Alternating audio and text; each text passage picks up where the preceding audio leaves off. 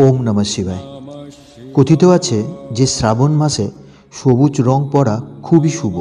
তাই শ্রাবণ মাসে মেয়েদের কাচের চুড়ি পরতেও দেখা যায়। হিন্দু ধর্মে সবুজ চুড়িকে বিয়ের প্রতীক হিসাবে বিবেচনা করা হয়। বলা হয় যে শ্রাবণে সবুজ চুড়ি পরলে ভগবান শিব ও মাতা পার্বতী প্রসন্ন হন এবং ভক্তদের আশীর্বাদ করেন। আচ্ছা, এটা কি সত্যি? আমরা কি কোনো শাস্ত্রে পড়েছি যে সত্যিই সবুজ রঙের চুড়ি পরলে ভগবান শিব ও মাতা পার্বতী আশীর্বাদ করবেন? এই সবুজ রঙের চুড়ির সাথে ভগবান শিব ও মাতা পার্বতীর কোনো ধরনের সম্পর্ক নেই। শাস্ত্র অনুসারে ভগবান শিব এবং প্রকৃতির মধ্যে গভীর সম্পর্ক রয়েছে। শাস্ত্র অনুযায়ী ভোলানাথের আরেক নাম হলো পশুপতিনাথ। তিনি প্রকৃতিকে খুব ভালোবাসেন। এই প্রকৃতিতে যত জীব জন্তু আছে সবই এই প্রকৃতির একটি সুন্দর সৃষ্টি। ভোলানাথ এই প্রকৃতির সমস্ত জীব জন্তু প্রাণীদের অত্যন্ত ভালোবাসেন, তাই ওনার আরেক নাম হলো পশুপতিনাথ। আর এই শ্রাবণ মাসে অনবরত বৃষ্টি হয়।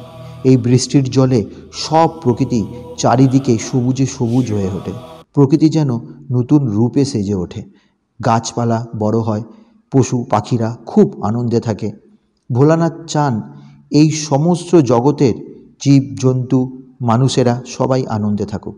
তাই এই শ্রাবণ মাসে প্রকৃতি ও প্রকৃতির সব জীবজন্তুরা খুব আনন্দে থাকে বলেই এই শ্রাবণ মাসের শিবের খুব প্রিয় মাস।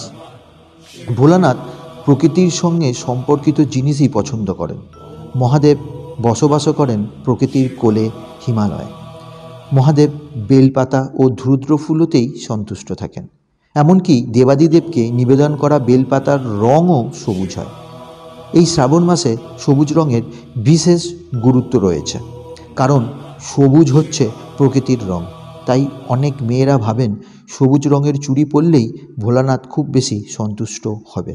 কিন্তু আমাদের শাস্ত্রে কোনো জায়গায় লেখা নেই যে শ্রাবণ মাসে সবুজ রঙের চুড়ি পরতেই হবে এবং সবুজ রঙের চুড়ি পরে মহাদেবকে জল দিতে হবে।